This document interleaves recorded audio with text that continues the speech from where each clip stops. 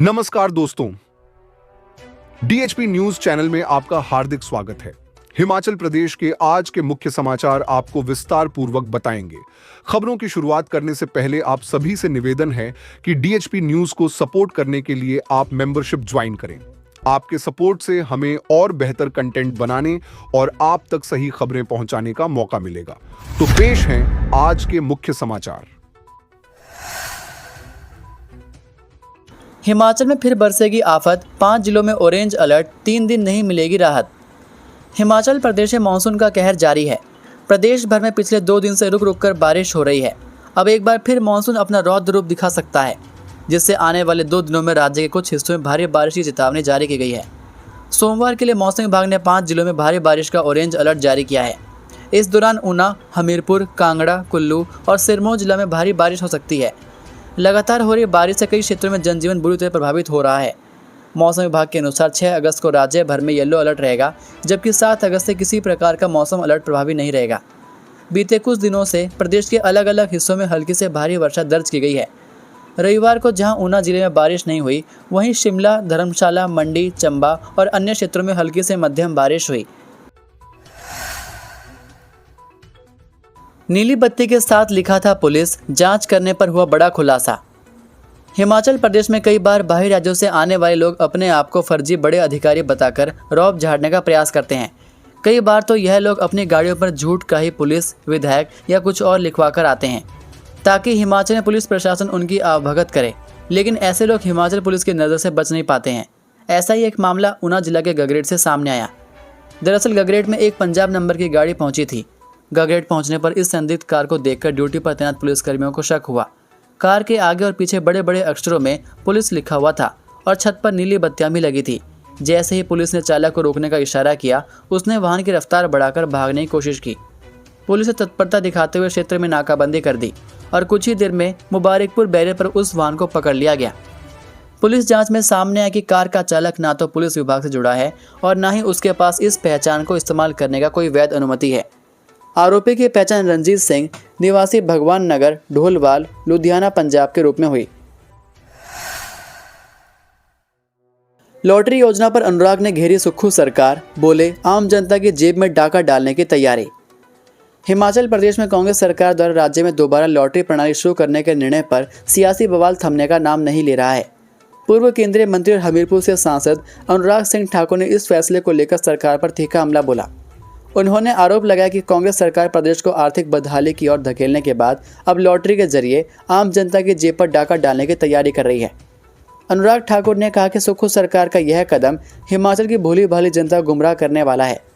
Lottery जैसी व्यवस्था को पुनः लागू करना न केवल आर्थिक रूप से खतरनाक है, बल्कि यह समाज के कमजोर वर्गों को और अधिक संकट में डाल देगा। पहले ही प्रदेश कर्ज के बोझ तले दबा है और अब इस तरह के निर्णय जनता के लिए और मुसीबतें खड़े करेंगे।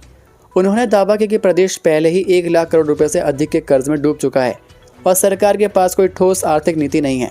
राजकोषीय घाटा पाटने के लिए अब सरकार जनता को लुभावनी लॉटरी योजनाओं के जाल में फंसा रही है। समय रहते मिलेगी आपदा चेतावनी, हिमाचल में लागू करेंगे जापान कोरिया की तकनीक। प्राकृतिक आपदाओं की बढ़ती घटनाओं से सबक लेते हुए हिमाचल प्रदेश सरकार अब प्री डिजास्टर मैनेजमेंट और अर्ली वार्निंग सिस्टम को मजबूती देने की दिशा में ठोस कदम उठा रही है। राज्य में भारी बारिश, भूस्खलन, बाढ़ और बादल फटने जैसी घटनाएं लगातार नुकसान पहुंचा रही हैं।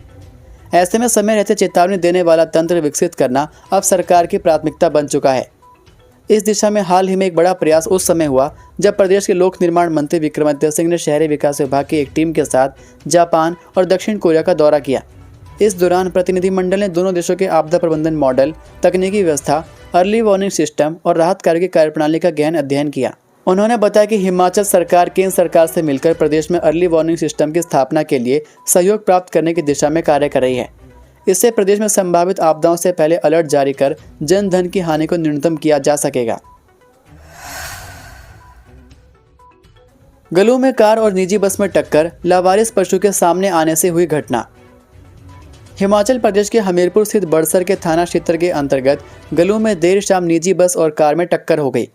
टक्कर में कार चालक को काफ़ी नुकसान हुआ है। हालांकि हादसे में कोई चोटें नहीं हुआ है। प्रत्यक्षदर्शियों के अनुसार कार चालक बलवंत लदरौर से बंगाणा, जबकि निजी बस ऊना से हमीरपुर की ओर आ रही थी।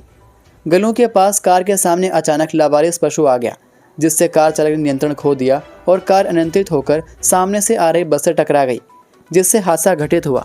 गनीमत यह है कि वहां से कोई व्यक्ति नहीं गुजर रहा था, अन्यथा बड़ी दुर्घटना घटित हो सकती थी। सूचना मिलते ही मौके पर बड़सर पुलिस मौके पर पहुंच गई, जिसके बाद पुलिस ने 2 पक्षों के मामले दर्ज कर आगामी कार्रवाई शुरू कर दी। कार चालक ने कहा कि वह सड़क पर अपनी साइड चले हुए थे, पशु के आने से हादसा हुआ। सूचना मिलते ही पुलिस टीम मौके पर गई, मामले में जांच की जा रही है। घटना में किसी को चोटें नहीं लगी हैं। हिमाचल पुलिस कांस्टेबल भर्ती की लिखित परीक्षा का परिणाम घोषित। हिमाचल प्रदेश लोक सेवा आयोग ने 15 जून 2025 को आयोजित ऑब्जेक्टिव टाइप स्क्रीनिंग टेस्ट के परिणाम के आधार पर दस्तावेज सत्यापन के लिए चयनित अभ्यर्थियों की सूची जारी कर दी है। इसमें महिला कांस्टेबल के 380 पद, पुरुष कांस्टेबल के 708 पद शामिल हैं। चयनित अभ्यर्थियों को आयोग द्वारा निर्धारित तिथि और स्थान पर अपने सभी आवश्यक मूल दस्तावेजों के साथ उपस्थित होना अनिवार्य किया गया है।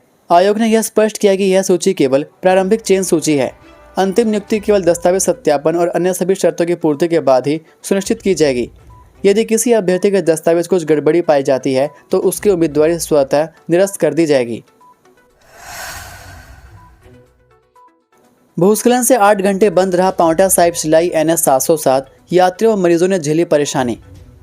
पांवटा साहिब शिलाई नेशनल हाईवे रविवार को भारी भूस्खलन से हेवड़ा के समीप 8 घंटे अवरुद्ध रहा, जिसके चलते सैकड़ों वाहन हाईवे के दोनों ओर फंसे रहे। इससे वाहन चालकों समेत यात्रियों और मरीजों को भारी दुश्वारियों का सामना करना पड़ा। जानकारी के अनुसार हेवड़ा में सुबह 5 बजे के आसपास भारी भूस्खलन हुआ, जिससे पांवटा साहिब और शिलाई की ओर जाने वाली गाड़ियां जाम में फंस गई।